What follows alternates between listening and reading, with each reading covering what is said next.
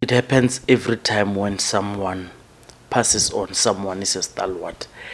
A lot of our people think people make bad comments only when they have died.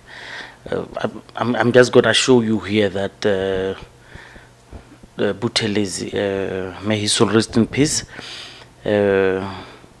he's not the only one, and he was not the only one. There are a lot of people who make comments when someone has died. You would remember even in the monarch of the English, people started talking about the return back the diamonds and everything. And I'm saying this at the backdrop of reminding our Zulu people that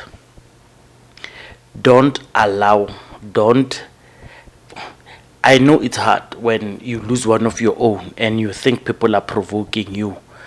It's normal, it happens. Don't please the white people by taking up arms and try to fight and defend the honor of Mangosuthu Buthelezi. It's not worth it.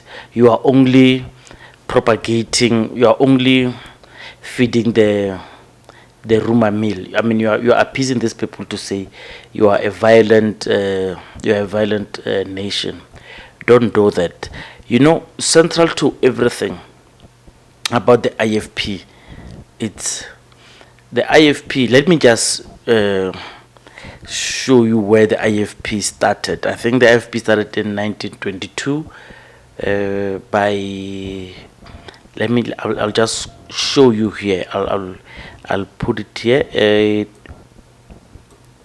was started by, let me see, it's in this book. Okay, here are the two Zuma books, the Zuma by Jeremy Gordon and Zumanomics by Raymond Persons. But most of the chunk of this I got it from here. From here, you will see it here. So he says, let me show you. It's 1922. It's 1922. Forgive the coughing at the background, please. It was originally called Inkatha Zulu. It was founded by 1922 by King Solomon Dinuzulu. Inkatha means traditional headband. You'll read more about it. But in 1975, Mangosuthu sort of revived it with ANC colors and uniform because he says he was ANC. This is comes from the book. I'm not saying anything. It comes from the book. I'll even show you the page here. He founded it. But what happened a fortnight before elections? What had happened was, because there are rumors, lots of rumors, you'll see when I put the information, lots of rumors to say Inkatha was funded by Apartheid South Africa, because during its there were 7 days war, there were wars in the Midlands where the Zulu people were killing each other based on political groupings. East of Johannesburg, where most Zulus were based, they were fighting a lot because they remained in hostels. You'll read more about it. But central to this, I just wanted to show you that what happened was Mangosuthu made a pact with other traditionalists and other former heads of Bantustans. Bantustans were conclaves where apartheid leaders would take certain leaders who were not even they would take certain leaders out of certain communities. They would say, you are the king of, you are the chief. It was called not paramount chief, prime minister of these people. Bapedis would have their own chief, prime minister. The the Xhosas would have, the Ciskei and Transkei, and, but you'll read more about it. So, Buthelezi, when they were going to the election in '94, he did not want that. He wanted some special things. I don't know what happened, but a fortnight before, they convinced Buthelezi to come back, and they gave Buthelezi some special status. They gave the Zulu, because Mandela went and spoke to the king. He promised them that King Goodwill Zwelithini. He promised them the Zulu would have special status.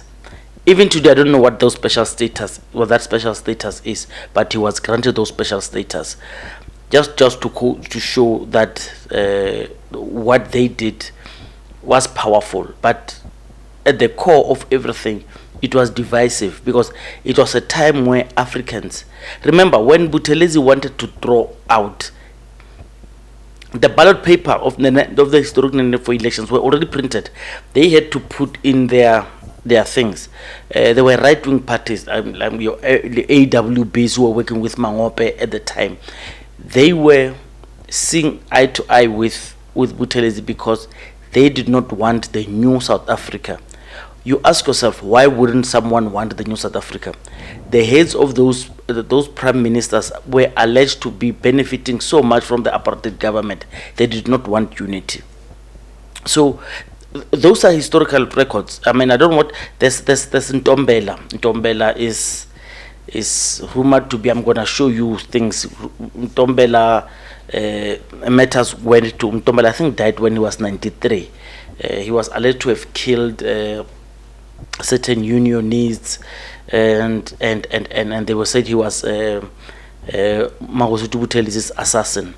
It's more and more. Makanya, who is Zulu himself, has over the years, even Buthelezi challenged him to bring evidence, has over the years made a point that he stated that Buthelezi is not a hero. He is Zulu, and he says Buthelezi is not a hero because his hands are filled with blood. Yeah, I might not be quoting him verbatim, of course, but this is just to show you that these things, they've been there even before he died. They are not disrespecting him after. They did not wait for him to die before they showed it. It's just that it's now amplified when he's gone. But the things, he has been told these things when he was still alive. So let me go back to him not being the only one. You will read more about the ANC. The ANC made a lot of problems. The ANC is rumored to have killed one of its own. In exile, a lot of people died. Never mind malaria and stuff. People were killed, were assassinated, and those were allegations that are against the ANC. The same way IFP has allegations. I mean, the death toll is rumored in those Midlands was to around 20,000 people. 20,000 people. 20,000 people is a huge number to an extent that, I mean, others call it a civil war. But look, being there as it may, I don't want this video to be long. I just want you to know all of those things. The rest of the information I'll just show you here. Buthelezi and de Klerk. It's funny. Mandela worked with both of them. When Mandela took power, he shared it with de Klerk and Buthelezi, I think, in the government of national unity, and he won the Nobel Peace Prize with de Klerk.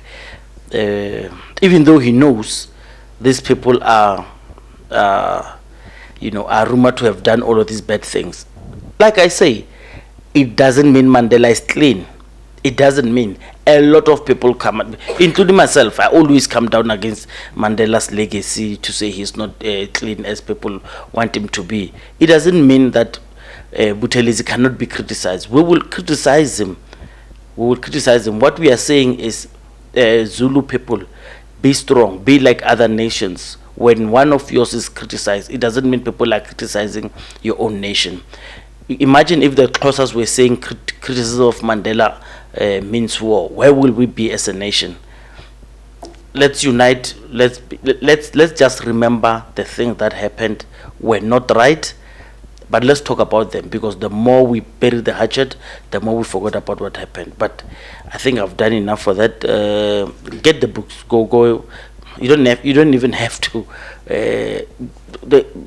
The histories are there, the documentaries are there. Just go and watch, and you'll understand why he was not a saint. And when someone goes without being a saint, such things happens. Even those people who were special and they were heroes to a lot of people, they still have criticisms. Let me leave it